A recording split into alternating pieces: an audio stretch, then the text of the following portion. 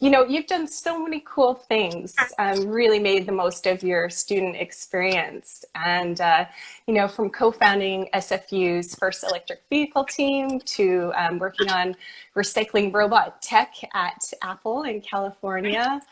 As a grad student, developing solutions around mental health, and you won the SFU SHRM Award, which, it's an incredible honor. But you're here today to kind of tell us about meaningful work. So why don't you start by just sharing a little bit about meaningful work, how you got started, and kind of what it means for SFU students. Awesome. Yeah, thanks so much for the introduction. Yes, Meaningful Work is an intelligent connector for social impact. What we do is we connect skilled volunteers who have a variety of skill sets from, say, web development or marketing or program development, really anything, and connect them to nonprofits that they care about in opportunities such as project work or strategic advising. And we are a social venture that's based out of SFU's Venture Connection Accelerator. Yeah, we're made up a full team of SFU students, about 15 of us, who have been bringing this forward over the last 6 months. Yeah, it's great. So tell us, what are the different ways that it kind of supports SFU students? Yeah, definitely. So just a bit more about our platform. The ways that we're a little different from other platforms is we focus on high skills. So supporting people to develop and give back in ways that they're really skilled in. A few other things is that we help connect you to the right opportunity, not just looking at your skills or interests, but also sort of your motivations for volunteering. And finally, about measuring impact. So we're all about creating a sizable impact in our communities. So the ways that SFU students can give back or engage with us is in many ways. One of them is through as signing up as a volunteer. So as a student, you can definitely sign up as a volunteer and apply to volunteer with Meaningful Work, and we can help match you to an opportunity that'll be a good fit for you.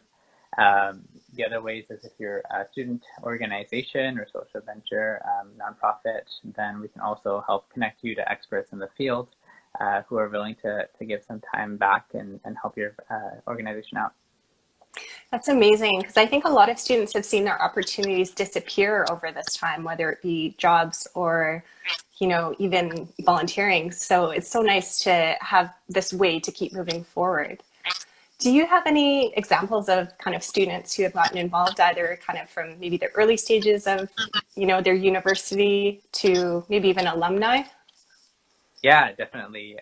So we've had the awesome opportunity to run our pilot, and there we connected a wide range of volunteers, as well as one company, Sage Accounting, with nonprofits, about 20 of them in the community. So one of the stories I can think of for a student would be someone who just started their first year at SFU, and we were actually able to connect her with the Learning Buddies Network, and she came on as an educational blogger, which is something she was really passionate about, writing. And she's currently working there with the Learning Buddies Network today to help tutor students who can't have access to tutoring otherwise. Another example would be a student who has a social venture, Cultivate Inclusivity.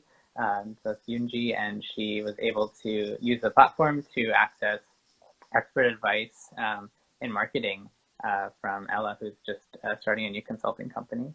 And finally, had recent alumni be able to connect with the Spark Foundation, who is another Venture Connection client at SFU, and a great nonprofit organization. And we were able to connect them for board membership. So just a lot of variety of what you can get involved with Meaningful Work. Yeah. Great. So how can students get in touch? Definitely. So with Meaningful Work, you can definitely check out our website, which is meaningfulwork.xyz. And you can go there, and I would say just click on join our beta, and then you can also apply to join our beta, which is starting in November, but also if you're a volunteer, you can have access to current opportunities as well. So if you follow the instructions, you can get access to that. And you can also just follow us on social media, on Instagram, or LinkedIn, and keep in touch with any other opportunities that pop up. Amazing. Great.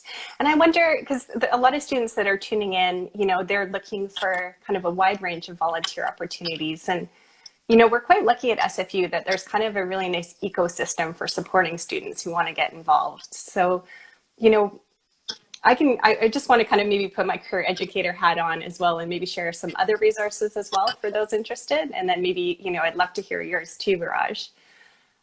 So, for us in career and volunteer services, I see like the amazing impact of volunteers every day. We have a group of career peers who do advising on things like resumes and LinkedIn. And shout out career peers if there's any watching. And so there's lots of opportunities like that. There's also next week is actually Get Involved Days. So you can learn all different ways to get involved in peer programs and so much more.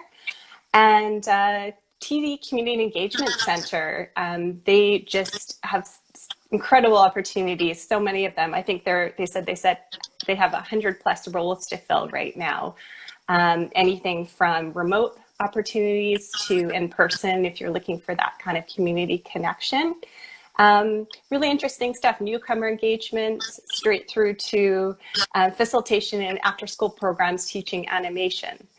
If you are sort of wondering how to even get started in volunteering and just want to kind of chat with a human, you can connect with us in Career Services. Yeah. So Raj, when you were a student, what resources did you find really helpful for starting to get involved in your community? Mm-hmm. I'd just like to add as well to that list, govolunteer.ca is a really good website as well to find opportunities in your community right now. So how did I start getting involved? I think it was a while ago in high school and getting involved with the student clubs. I think student clubs are an awesome way to get started and getting involved with your community and also extending that, to look, utilizing SFU's resources as well and connections. For example, I see Trisha posting about the TD Community Engagement Center. So there's just so many opportunities to get involved, and it's a lot about finding something that resonates with you, and you might not find it on the first try either, but it's coming back to that and revisiting and reevaluating what's important to you, and just going for it. Yeah, that's awesome advice.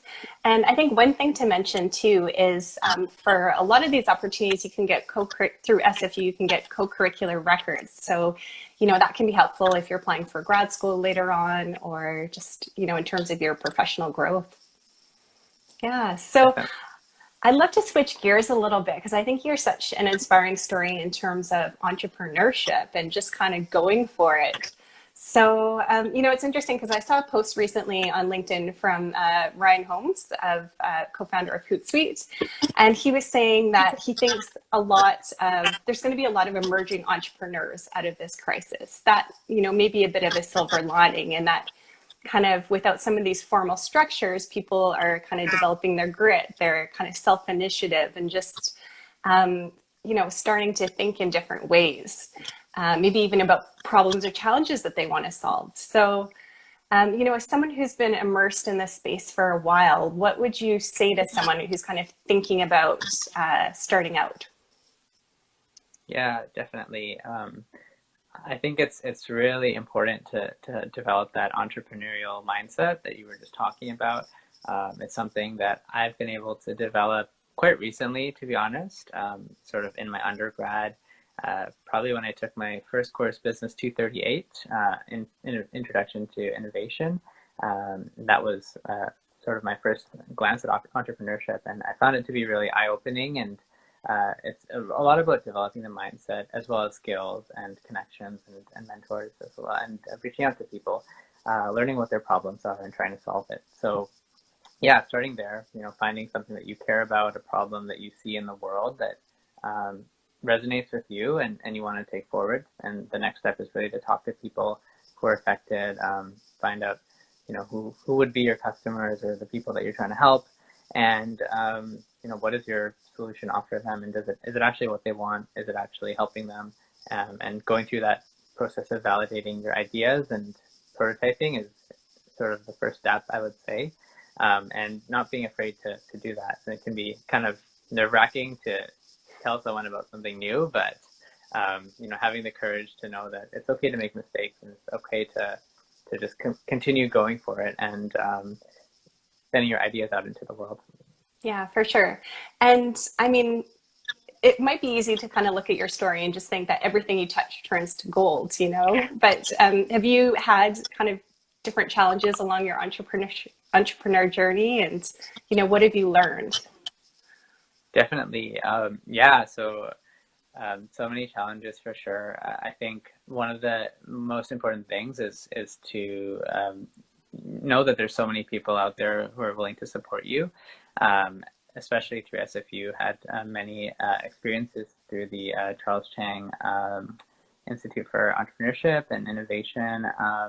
Lots of programs. If you go to their website, you can check out all the support that they have, and even if you don't know where to start, there's a guide to show you what are all the different opportunities out there, and there are so many. It doesn't have to be just about even a business. It could be a nonprofit, or it could be a community initiative. So there's a lot there. I think some challenges I faced personally is, I remember even with Meaningful Work, the first pitch competition we entered, we didn't make it to the next round, and but it was because we had some flaws with our ideas that we were able to just verify, go through that stage, get feedback from the judges, and tweak it a bit, and we were able to be more successful after that. So yeah, it's challenging to be an entrepreneur at the moment. Just also the external stress of the world right now. It's a tough time, so it's also okay just to take care of yourself too. But yeah, just a lot of kind of trial and error, I think, comes with entrepreneurship. Is a big challenge. Yeah, definitely. And thank you so much for kind of embedding in the message of kind of resilience and making sure that you're carving out time to take care of yourself, because I think it's so important right now. But definitely, if it's something you're considering, SFU is it's in terms of places that you could become a budding entrepreneur. There's such a great system and supports in place. So I think, did you mention a little bit about Venture Connection yet? Or SFU Coast Capital Savings Venture Connection is the incubator at SFU that Meaningful Work is a part of. So we received the EcoOp award through Venture Connections, and they support you with cash, with mentorship, and space at their incubator, and that's been a huge support for us moving forward and just getting started with a new venture. So definitely check them out. They're really So what awesome. is an incubator for those who don't know? Yeah, an incubator is, my understanding is it's a place that an organization that supports up and coming businesses and nonprofits as well. So they are all about helping you test your ideas, develop your product, get access to the mentorship that you need. We've had really awesome meetings with our mentor, Colin, who helped us develop a lot about our marketing and branding. So yeah, that's been really invaluable experience. Yeah.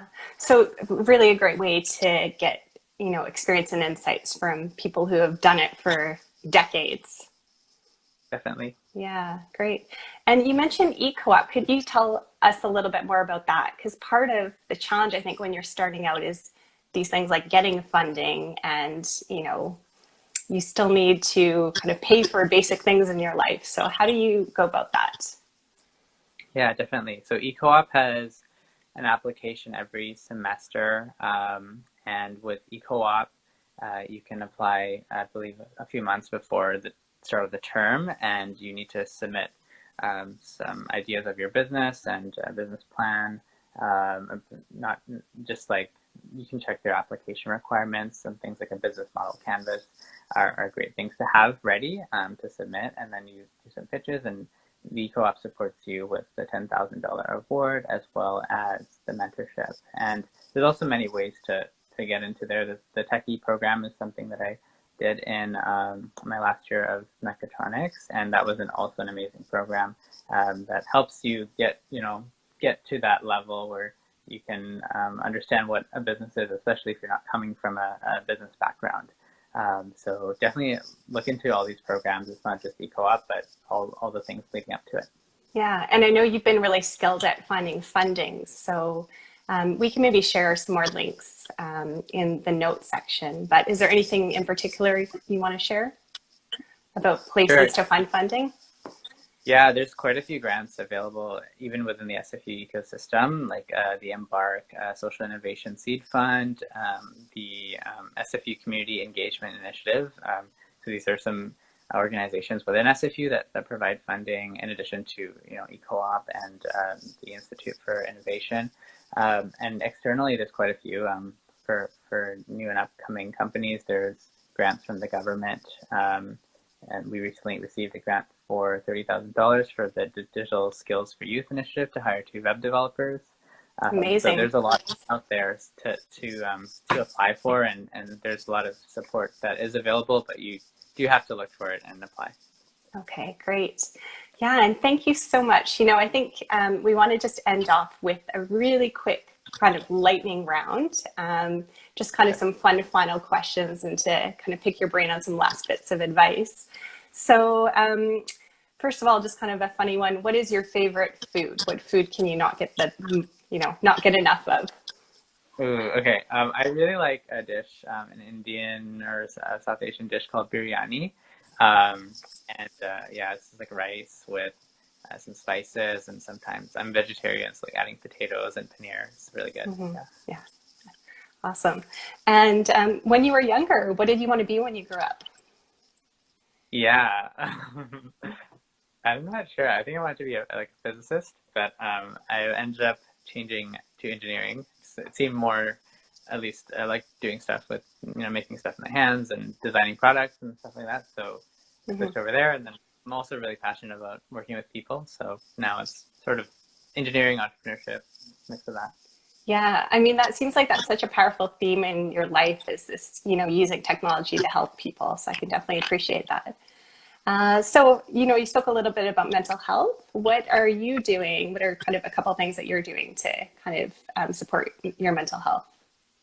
Yeah, so definitely trying to get outside, I guess, before the smoke, a bit more.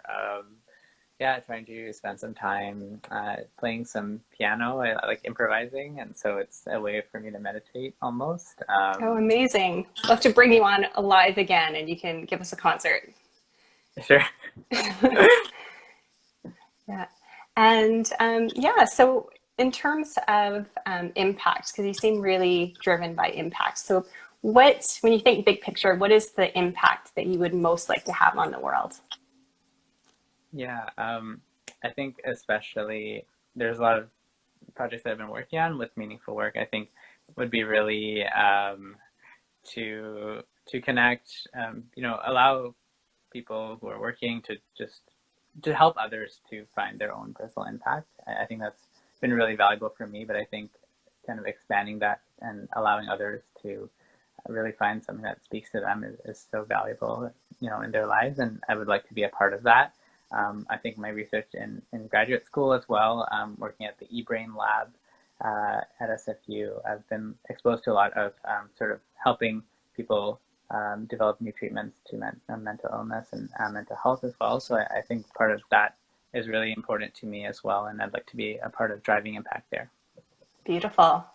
So yeah, thank you so much for your time today. And again, I think you mentioned where we can find you already, but we'll also include some links in the notes. And yeah, I mean, I just have to say, I so appreciate what you do. I think, you're filling an incredible space for students to be out getting involved at this time. So thank you so much for your dedication to that. And also, I really think you illuminate kind of how interdisciplinary entrepreneurship can be, that, here you are, this engineer, but you're working on initiatives around mental health, and you've really kind of been involved in all different issues out there. So Yeah, thank you so much for being a, really inspiring example of that. Thank you so much. Yeah. And thanks for the space and to talk about these. And yeah, I really enjoyed the conversation and look forward to the rest of the series. Yeah, well, Much. yeah, we look forward to following the journey of meaningful work. So, yeah, if you enjoyed this conversation today, make sure to tune in a couple of weeks. You can follow us on Instagram on sfu.career to stay tuned on what we're going to cover. But in a couple of weeks, we're going to switch gears and talk a little bit more about work search. So if everyone could kind of give a thumbs up or a thank you to Raj in the chat, that would be amazing. And Raj, thank you so much for taking the time. I know you're a busy grad student and entrepreneur doing all the things. So thank you for joining us today. And thank you to everyone. If you have any questions or follow-ups, feel free to connect in with myself or with Raj. And yeah, I hope everyone has a wonderful day. Okay, take care, everyone. Bye. Thank you.